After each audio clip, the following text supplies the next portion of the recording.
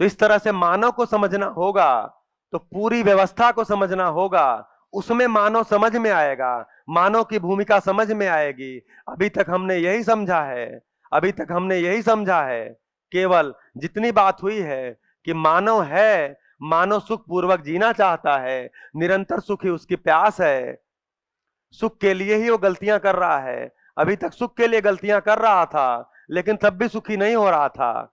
ये ध्यान गया कि जितना सुख उसको चाहिए उतना सुख उसमें मिलता नहीं है, इसलिए वो बार बार वो गलतियां करता है, बार बार सुखी होने का प्रयास करता है, फिर गलतियां करता है, फिर सुखी होने का प्रयास करता है, सुखी होता नहीं है, इसलिए गलतियां करता रहता है।